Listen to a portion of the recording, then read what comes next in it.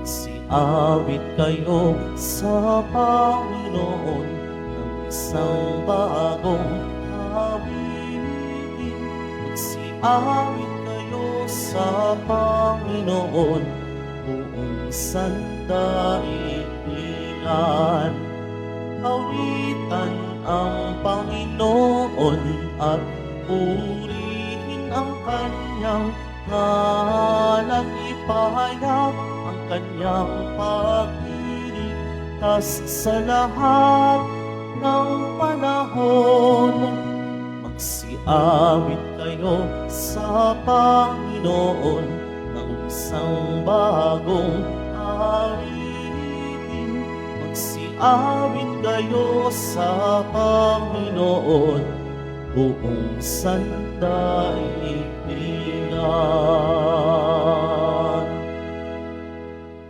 Sa ngalan ng Ama at ng Anak at ng Espiritu Santo, Amen. ang pagpapala ng ating Panginoong Jesucristo, ang pag-ibig ng Diyos Ama, at ang pagkakaisa ng Espiritu Santo naway sumainyong lahat.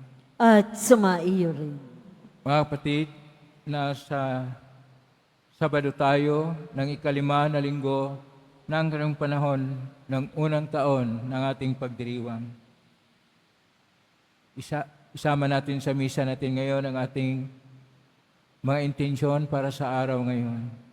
Ang intensyon natin para sa mahal na Birhen Maria at ng ating Poong Isus Nazareno na pasalamat.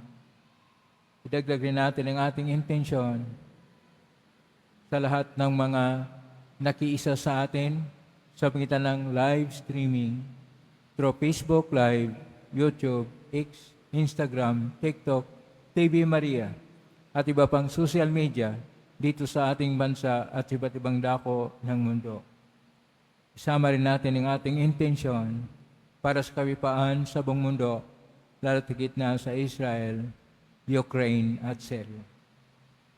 Mga minamahal ko mga kapatid, nagpakain ng marami ang ating Panginoon upang kanyang ipahayag na siya ang pagkain na nagbibigay buhay na walang hanggan sa pamagitan ng Eucharistia o banal na misa.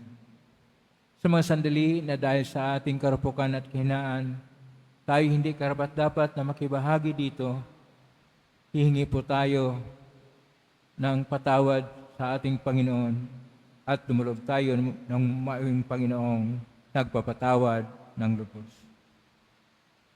Sinugong tagapagpagaling sa mga nagsisisi, Panginoon, kaawaan mo kami. Panginoon, kaawaan mo kami. Dumating na tagapag-anyayang mga makasalanan ay magsisi, Kristo, kaawaan mo kami. Kristo, kaawaan mo kami. Nakaluklok ka sa kanan ng Diyos Ama para ipamagitan kami.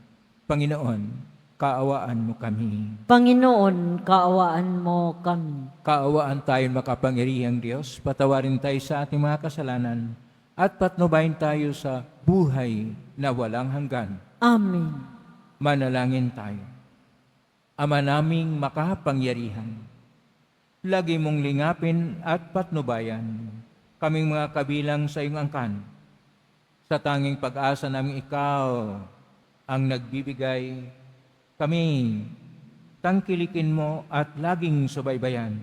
Sa pamamagitan ni Jesucristo kasama ng Espiritu Santo, magpa sa walang hanggan. Amen. Magsiupo muna ang lahat.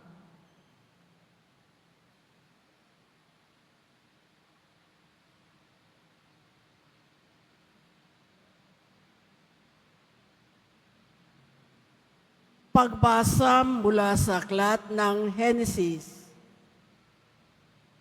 Tinawag ng Panginoong Diyos ang lalaki at tinanong, "Saan ka naroon?" "Natakot po ako nang marinig ko kayong nasa hardin. Nagtago po ako sapagkat ako'y hubad." Tugon ng lalaki, "Sinong may sabi sa iyong hubad ka?" Tanong ng Diyos, "Bakit? Kumain ka ba ng bungang ipinagbabawal ko? Kasi pinakain po ako ng babaeng ibinigay ninyo sa akin." Tugon ng lalaki, Bakit mo naman ginawa iyon? Tanong ng Diyos sa babae.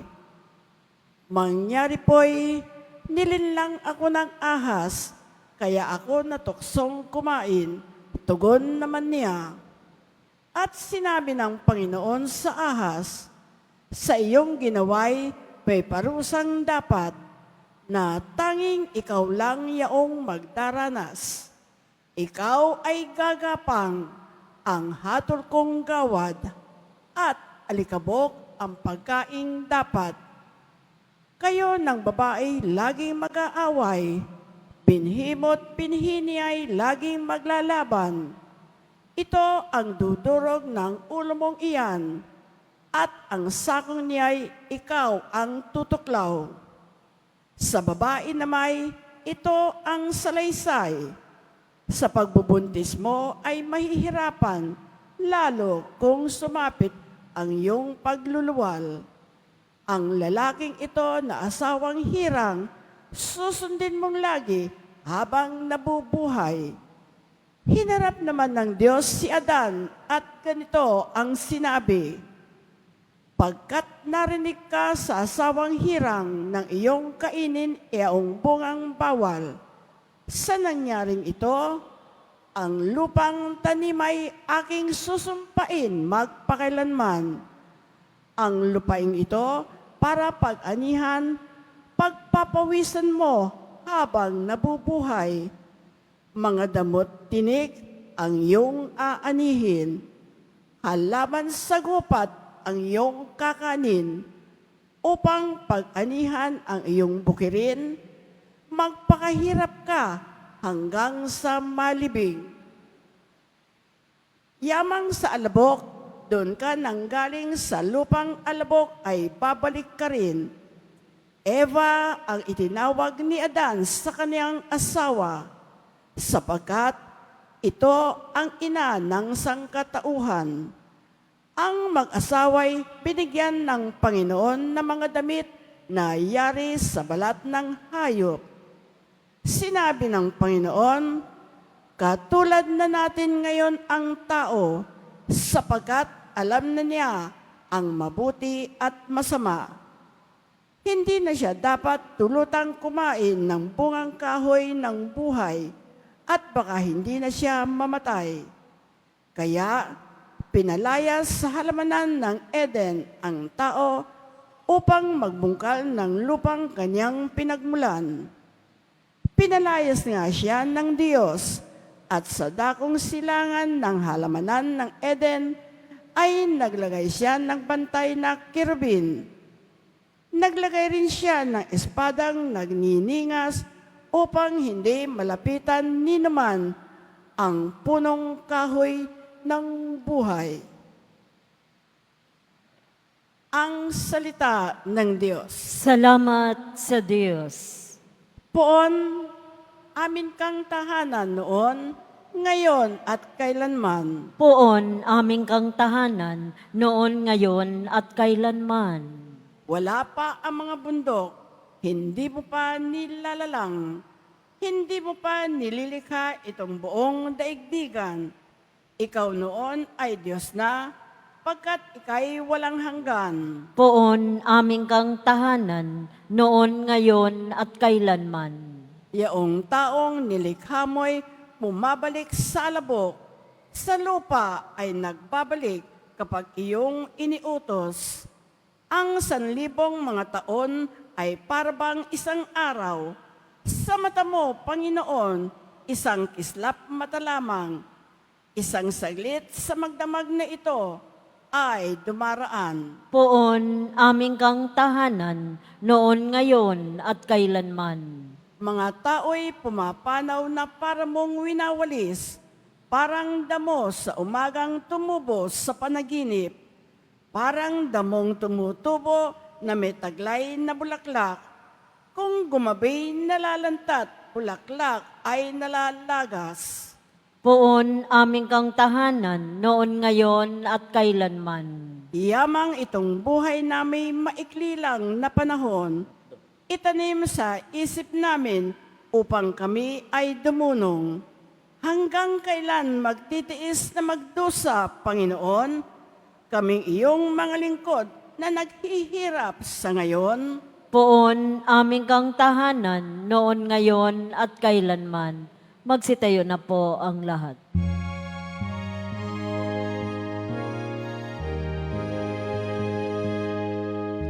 Alleluia,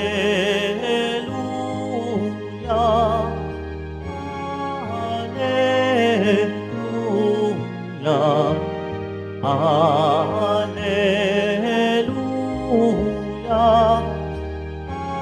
Alleluia.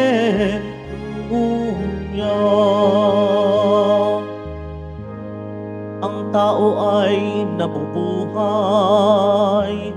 sa salita ng may kapal na pagkaing kanyang bigay. Alleluia,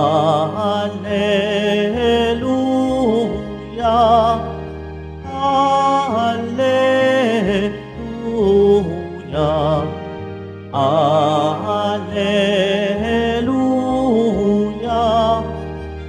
Alleluia.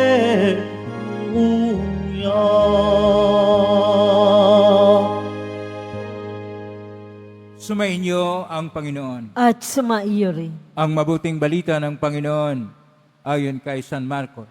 Papuri sa iyo, Panginoon. Noong mga araw na yun, muling nagkatipon ang mga tao. Naubos na nila ang kanilang pagkain. Kaya tinawag ni Jesus ang kanyang mga alagad at sinabi sa kanila, "Nahahabag ako sa mga taong ito, sapagkat 3 araw na ngayong kasama ko sila at wala na silang makain.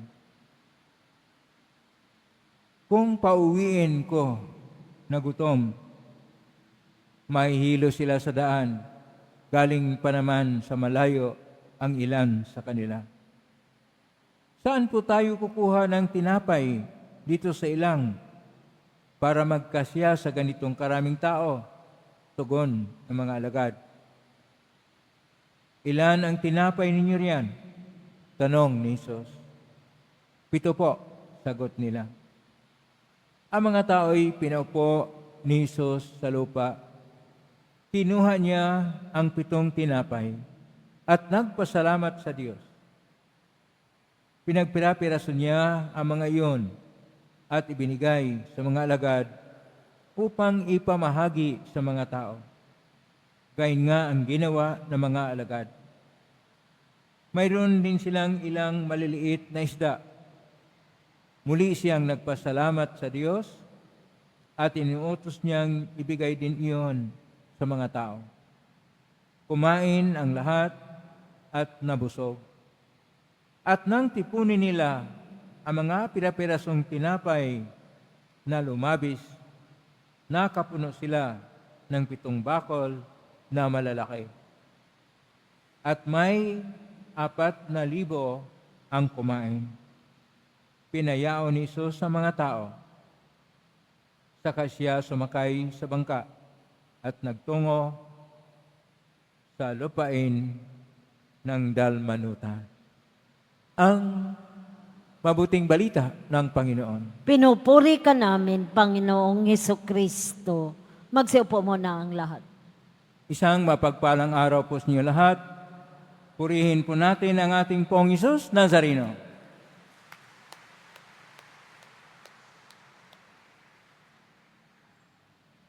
Kung atin pong tingnan uli ang mga pagbasa ngayon, ang unang pagbasa natin na mula sa Aklat ng Henesis, Kapitulo 3, versikulo 9 hanggang 24, at ang ating Ebanghelyo ni San Marcos, Kapitulo 8, verso 1 hanggang 10, mayroon pong dapat nating tingnan na mayroong isang salita na nag-ugnay sa kanang lahat.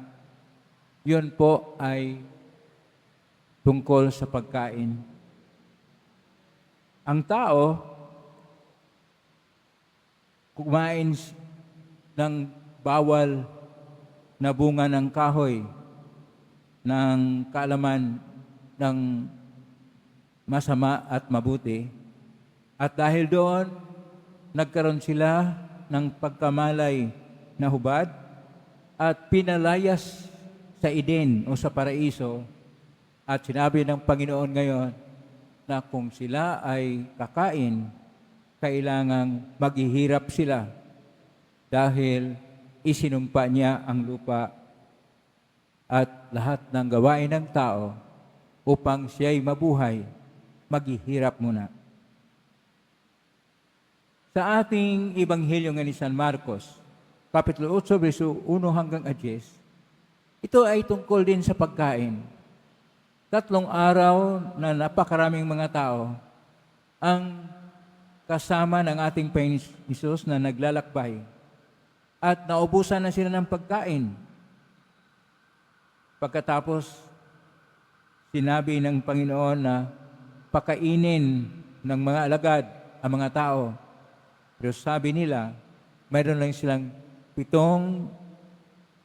tinapay at iilang isda. Paano yan sa 4,000 katao? Pero ang ginawa ng Panginoon ay kanya pong kinuha ang kapirandot, napakaliit na kontribusyon ng tao. At sa kanyang pagpira-piraso nito, lahat ay nabusog. At hindi lang nabusog, may lumabis pa na ang lumabis ay umabot ng 7 malalaking bakol na napuno ng sobra na mga tinapay at mga isda. Kung tingnan natin, ang unang pagbasa ay tungkol sa ang tao ay sinumpa na. Mahirapan na siya upang makakain. Dito sa ating Ebanghelyo, parang tinanggal ng Panginoon ang sumpa. At ang kanyang pagtanggal sa sumpa, lahat ng mga nagugutom, makakain na dahil siya ay nagpaparami ng pagkain. Itong himala na ginawa ng Panginoon sa Tabga, Israel, ay isang paalala sa atin gaano kahalaga ang pagkain. Kung tingnan po natin sa buong Biblia, ang salitang pagkain ay naulit na 1,207. 1,207 kabisis. Sa salitang Hebreo, dahil ang ating Panginoon ay isang Hudyo at Hebreo, ang pagkain ay matson. Pero dahil ang ating mga pagbasa sa Ebanghelyo natin ay nasa Koinoko na Grigo, sa Koinoko na Grigo, ang pagkain, trophy. Nasa Latin naman ay chibos. Sa English, food. Sa atin, pagkain. Sa buhay nating mga Pinoy, tayo ay kilala na masarap o malakas kumain. May nagsabi nga, halos 75% ng income ng mga Pinoy ay napunta sa pagkain. At ang lalong umunlad dito ay industriya ng pagkain o dili kaya mga fast food na gusto ng tao na kain ng kain. Sa ibang bansa, ang pagkain nila 3 beses lang isang araw.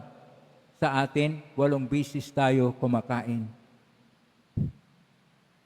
Magkape muna, kakain tayo. Mayroon tayong almusal, kakain tayo. Pagkatapos ng almusal, magmerienda tayo. Pagkatapos ng merienda sa tanghali, kakain ulit tayo. Sa hapon, kakain ulit tayo, mag-snack. Pagkatapos, maghapunan tayo. Tapos ng hapunan, kakain uli tayo. Habang manood sa TV, kakain uli. 8 beses tayo kumakain. Kaya, kapag katingnan po natin, ubos ang budget sa pagkain. Pero mo, 8 beses, kung gawin niyang 3 beses, malaki sana ang naipon. Pero kapag tingnan po natin, kahit na ang kultura natin ay kultura ng pagkain, at kung tingnan natin, napakarami tayong mga klase ng pagkain, at ang tinatawag natin na mga eksperto sa sining ng pagkain, ay kung ano-ano ang mga ginagawa natin sa iba't ibang mga kinakailangan para sa pagkain. At marami tayong mga produkto ng pagkain na para sa iba, namangha sila sa Pilipino. Pero kahit nakakamangha ang mga Pinoy tungkol sa pagkain, lalo tayong mamangha sa ating pong Jesus Nazareno. Bakit po? 7 tinapay ay napakain niya ang 4,000 na lalaki yon. Ibig sabihin, may kasama pang asawa at mga anak, 8 times 5 halimbawa natin, umabot na ng napakarami ng tao, hindi lang na 4,000 katao, maaabot ng 20,000 katao. Pinakain lang ng 7 tinapay at ilang mga maliliit na isda. Ganito ang mensahe ng Panginoon sa atin, na kapag tayo magtiwala sa Kanya, Siya yung tinapay na mula sa langit na magdadala sa atin sa buhay na walang hanggan. At itong tinapay na ito yung pinapiraso dito po sa banal na misa na tinatawag nating Eucharistia. Kaya kapag makita po natin, mayroong konsagrasyon ng tinapay, mayroong konsagrasyon ng alak. Ang tinapay, maging kanyang katawan at ang alak, maging kanyang dugo, pagkain. At ito ay ipinamahagi sa napakaraming tao na gustong tatanggap sa Panginoon upang ipahayag niya na siya yung nakakabusog sa ating mga kaluluha. Sapagkat kung tayo ay gustong kakain upang mabusog ang ating pisikal na katawan, lalo't higit na kinakailangan natin ang pagkain ng ating Panginoong Jesucristo na siyang nakakabusog ng ating kaluluwa, nakakabusog ng ating espiritual na pagkatao. Nagkaroon tayo ng isang tunay na lakas, hindi lakas para sa pisikal na lakas, bagkus lakas na espiritual, upang tayo magpatuloy sa ating paglalakbay sa pananalig sa Diyos. Paglalakbay na may pag-asa. Ayon pa sa ating Jubileo 2025, sinasabi, tayo ay mga pilgrims of hope, kalakbay na may pag-asa. At kung tayo ay nakakita ng ating Panginoon na dahil sa kanyang habag, dahil sa kanyang puso na naantig sa nakita niya mga tao na gutom at kanyang pinapakain, tayo rin ay magbigay pansin sa ating kapwa-tao na nagugutom hindi lang sa pagkain, nagugutom sa iba't ibang antas ng buhay. Nagugutom sila ng tunay na pagmamahalan sa loob ng mga tahanan. Nagugutom sila sa pansin ng tao na pansinin ang mga mahalaga sa buhay ng tao upang makikita ang kahulugan ng buhay. Nagugutom sila hindi lang sa mga pagkain na mabibili o dili kay pagkain inihanda sa mga tahanan. Nagugutom sila sa pagkaroon ng mga paggalang sa kanilang mga karapatan, sa paggalang ng kanilang pagkatao, sapagkat maraming ang mga tao na sobra-sobra ang pagkain at maraming ibinabasura na pagkain, mayroon ng iba kulang na kulang sa kanilang pagkain. At dito sa Pilipinas, dito sa Southeast Asia, ang Pilipinas ay isa sa bansa na may pinakamataas na malnourishment na mga kaso. Kumakain tayo ng 8 beses, malnourished pa rin tayo dahil maraming mga tao na may kaya pero hindi nagbahagi ng pagkain.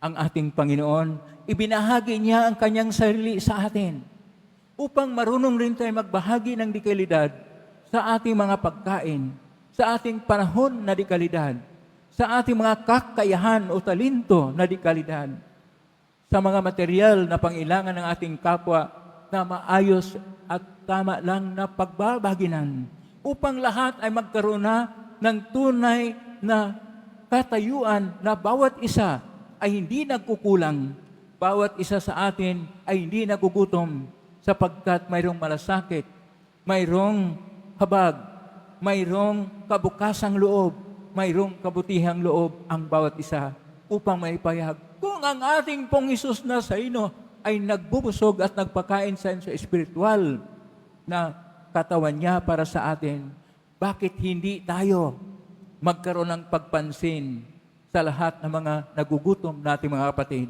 O dili kaya magkaroon tayo ng food security sa bansa na wala po tayong programa sa food security.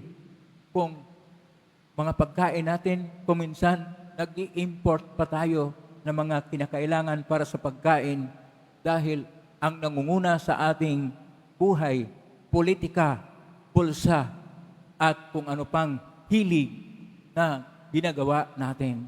Panahon na tayo'y gumising at ating tingnan ang ating Panginoong Hesus ay pagkain ng buhay ng hanggan. Hindi kaya bigyan din natin ang ating pagkatao na sinasabi pa sa pinirmahan ng bayang Pilipinas, isa sa tinatawag na rights o karapatan na mahalaga sa tao ay ang kanyang karapatan na makakain. The right to food at pinirmahan ng tao sa isang convention na lahat ng bansa ay nagkaroon ng pagkakaisa na ang bawat tao hindi magugutom sapagkat tayo'y nagkaroon ng kabutihang loob, malasakit at pagpahalaga sa karapatan ng bawat isa. Pero magpasalamat tayo sa ating Panginoon. Kahit ganito tayo, hindi naman rin tayo nagkukulang. Kulang lang tayo sa tama na pagbahabaginan. Kaya palakpakan po natin ang ating pong Hesus Nazareno sapagkat ibinahagi niya ang kanyang sarili para sa atin. Hindi lang na tayo mabusog, na tayo'y maligtas at magkaroon ng buhay na walang hanggan. Salamat sa ating poong Hesus Nazareno. Pagkain ng buhay na walang hanggan. Amen? Purihin natin ang Diyos. Magsitayo na po ang lahat.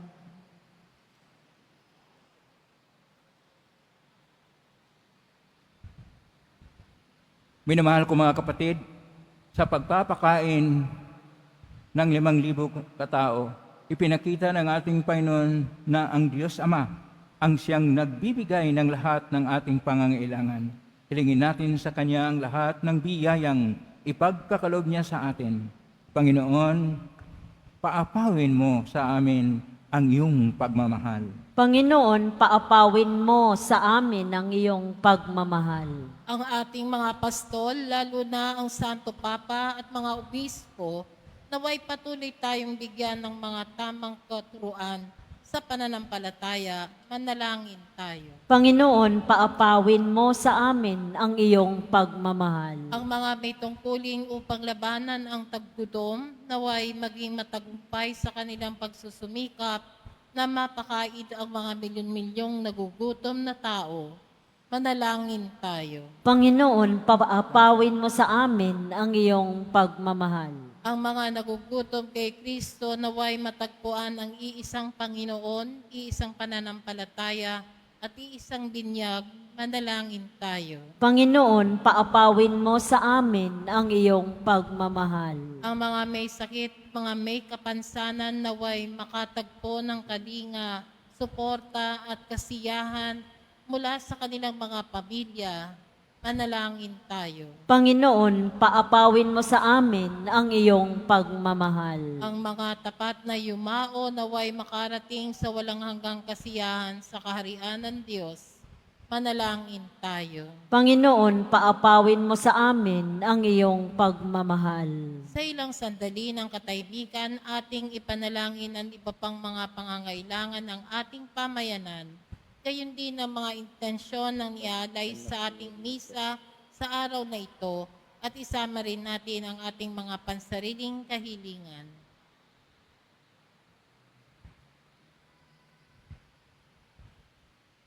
Manalangin tayo. Panginoon, paapawin mo sa amin ang iyong pagmamahal. Makapangyarihang Ama, binigyan mo kami ng tinapay, buhay sa langit, upang maging pagkain namin sa aming paglalakbay. Gabayan mo ang bawat hakbang namin sa daan ng katarungan at kapayapaan. Ngayon namin ito, mangita ni Kristong aming Panginoon.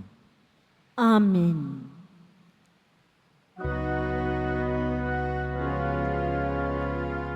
Maihandog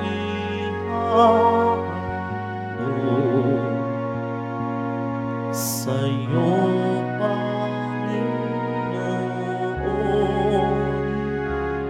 ay tinapay at anak mula sa iyong kamay. Sa iyong kabutihan aming iaalay. Tinapay anak sa gisag ng aming buhay. Magsitayo na po ang lahat.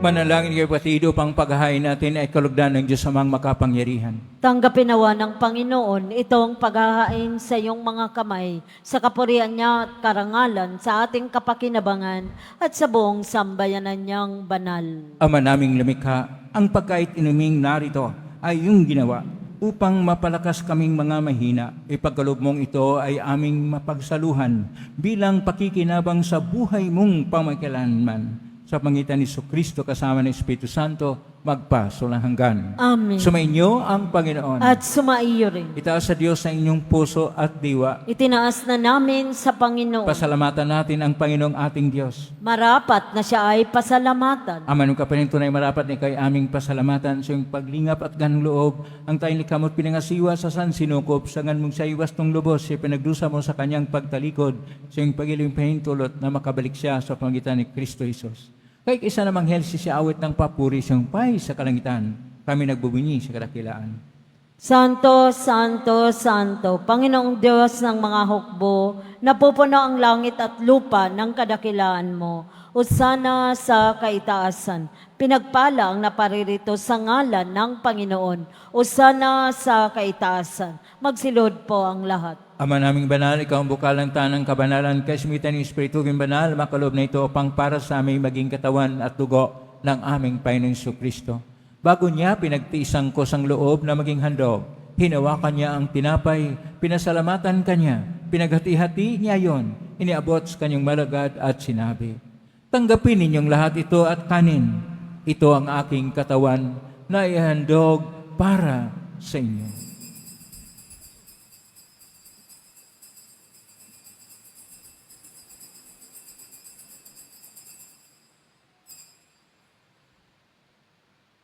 Kaya naman, matapos ang hapunan, nawakan niya ang kalis, muli kanyang pinasalamatan.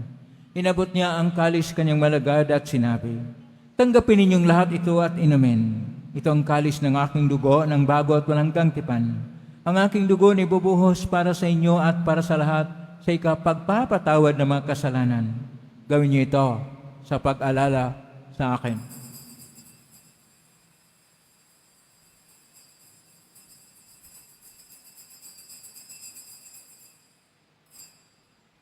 Magsitayo na po ang lahat.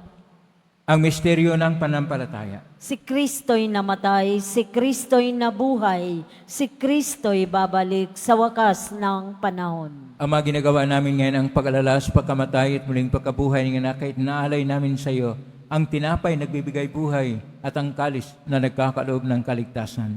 Kami nagpapasalamat dahil kami narapat na tumayo sa harap mo para maglingkod sa iyo. Isinasamo namin kaming magsasalo-salo sa katawan at dugo ni Kristo ay mabuklod sa pagkakaisa sa pamagitan ng Espiritu Santo. Amalingapin simbahang laganap sa buong daigdig. Pususin mo kami sa pag-ibig kaisa ni Francisco na aming Papa at ni Jose na aming Obispo at ng Tanang Kaparian. Alalahanin mo rin mga kapatid naming naimlay na may pag-asang sila muling mabuhay ganing lahat ng mga pumanaw. Kaawaan mo sila at patuloyin sa iyong kaliwanagan. Kawaan nilipatin kaming lahat na makasalo siyang buhay na walang wakas, kaisa ng mahal na Birhen Maria na Ina ng Diyos, ng kabiyak ng puso niyang San Jose, kaisa ang mga apostol, ni San Juan Bautista, ni San Roque, ni San Lorenzo Reyes de Manila, ni San Pedro Calungsod at ang lahat ng mga banal na namuhay Diyos daigdig ng kalugod-lugod sa iyo, may ipagdiwang nawa namin ang pagpupuri sa karangal mo sa pangitan ng anak na aming Panginoong Hesus-Kristo. Sa pamamagitan ni Kristo, kasama niya at sa Kanya, ang lahat ng parangal at papuri ay sa iyo, Diyos Amang makapangyarihan, kasama ng Espiritu Santo, magpasawalang hanggan. Amen. Amen. Amen.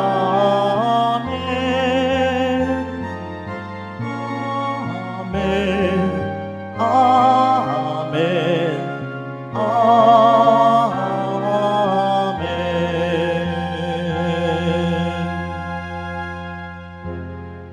Sa tagubilin ng galing na utos sa turo ni Jesus sa natin at Diyos, ipahayag natin ng lakas loob. Ama namin, sumasalangit ka, sambahin ang ngalan mo. Mapasa amin ang kaharian mo, sundin ang loob mo sa lupa para nang sa langit. Bigyan mo kami ngayon ng aming kakanin sa araw-araw at patawarin mo kami sa aming mga sala para nang pagpapatawad namin sa nagkakasala sa amin at huwag mo kaming ipahintol sa tukso at iadya mo kami sa lahat ng masama. Hinihiling namin kami iadya sa lahat ng masama.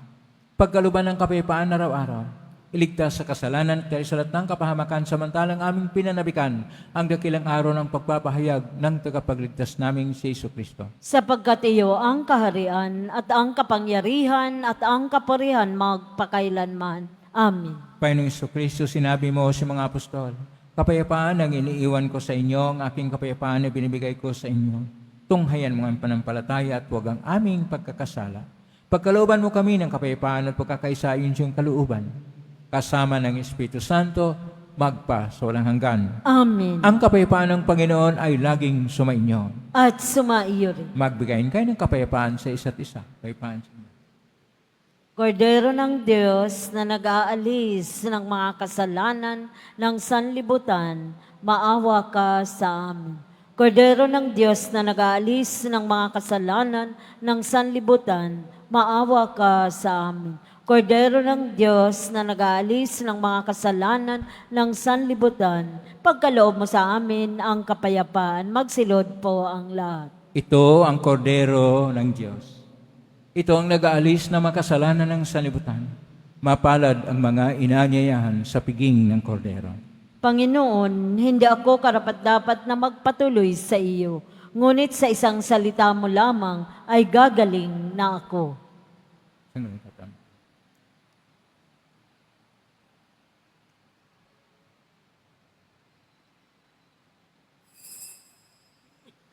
Para sa lahat ng tatanggap ng banal na komunyon, sasagot po tayo ng amin pagkasabi ng pari o ng lay minister ng katawan ni Kristo at isubo agad sa bibig bago malis sa harapan ng lay minister at pari. Sumunod po tayo.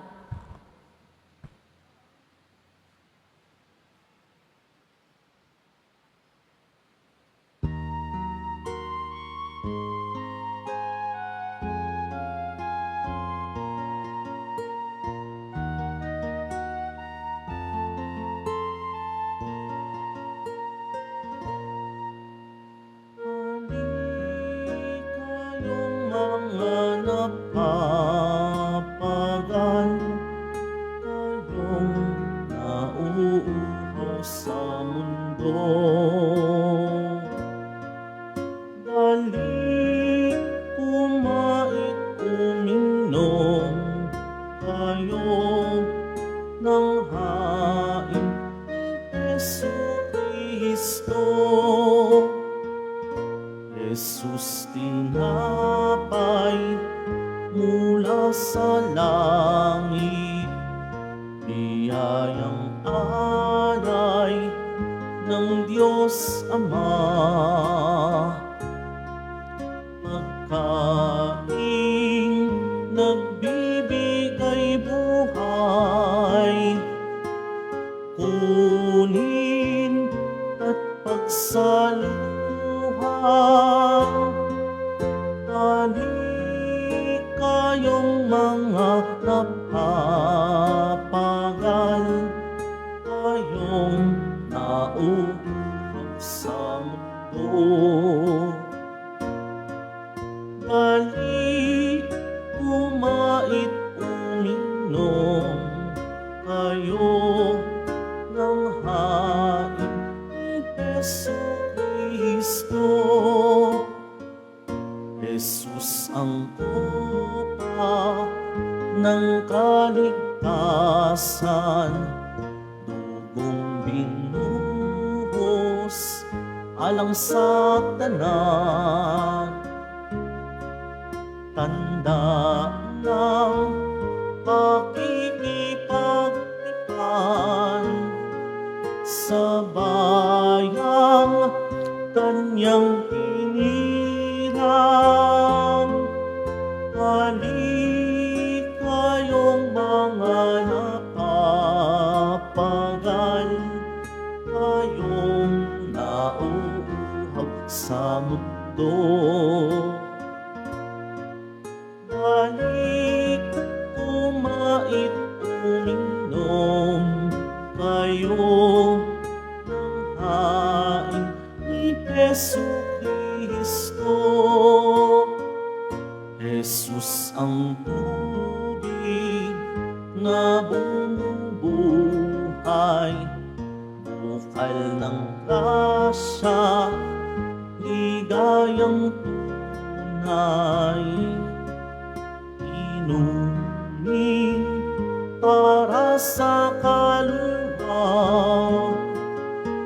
uhugas sa mga sala.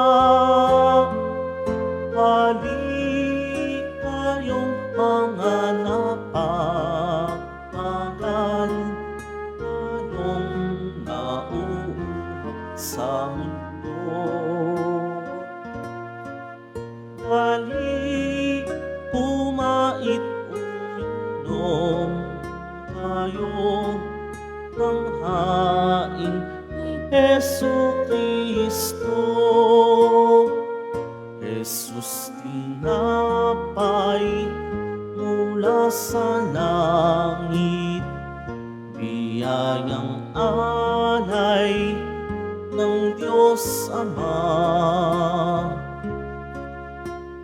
Pagkaing nagbibigay buhay, kunin at pagsaluhan. Hali kayong mga napapagal, kayong nauuhaw sa mundo. Hali kumait uminom kayo ng hain ni Jesu Kristo. Hain ni Jesu Kristo.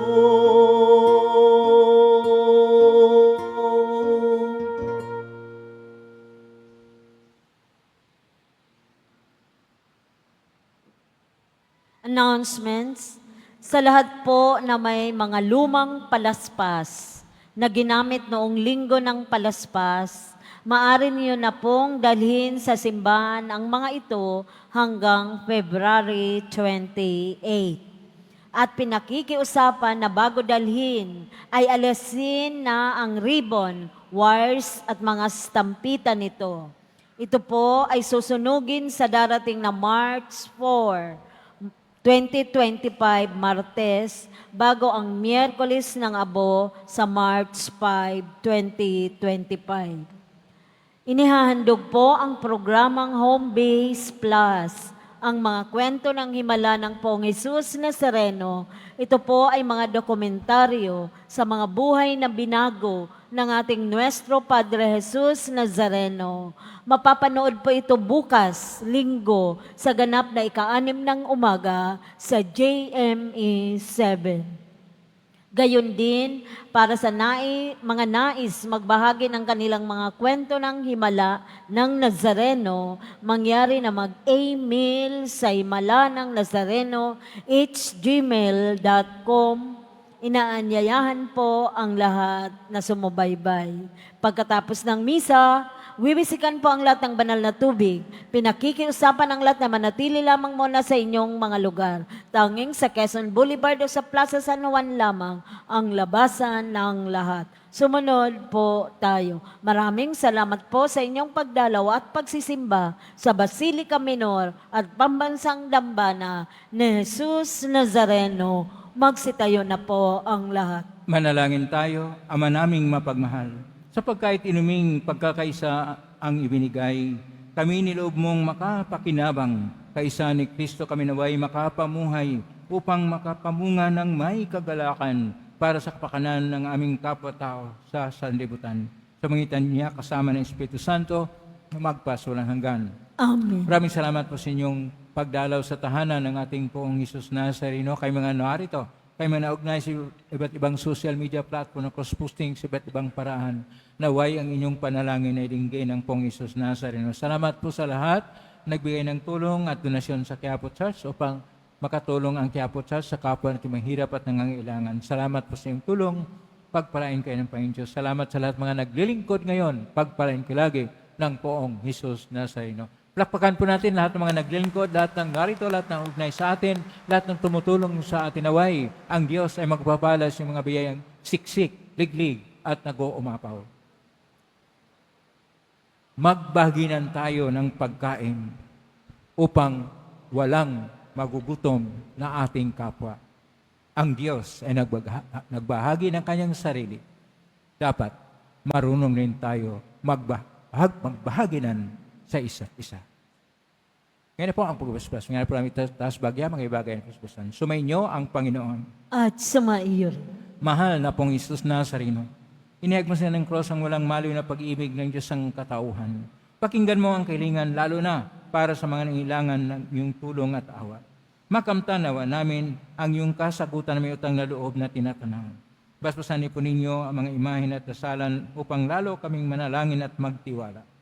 Sa pangitan ng bisyon nito, naway lalo kaming maging mapaglingkod, masunurin at tapat sa iyo na aming mawalhating Panginoon magpa sa walang hanggan. Amen. Pagpalain kayo makapangyarihang Diyos, Ama at Anak at Espiritu Santo. Amen. Maying taglayang kapayapaan, pag-ibig at pag-asa ng Poong Jesus Nazareno. Salamat sa Diyos. Purihin natin ang ating Poong Jesus Nazareno.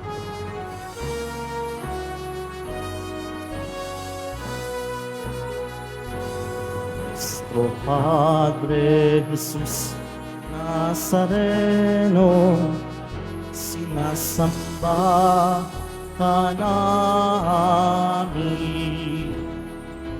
Inipintuho ka namin, aral mo ang aming buhay at kaligtasan. Nuestro Padre Jesus Nazareno, iligtas mo kami sa kasalanan. Ang krus mong pinamatayan ay sagisat ng aming kaligtasan. Nuestro Padre Jesus Nazareno, dinarangal ka namin. Nuestro Padre Jesus Nazareno, nilulwalhati namin. Nuestro Padre Jesus Nazareno, inarangal ka namin. Nuestro Padre Jesus Nazareno, iwalhati ka namin.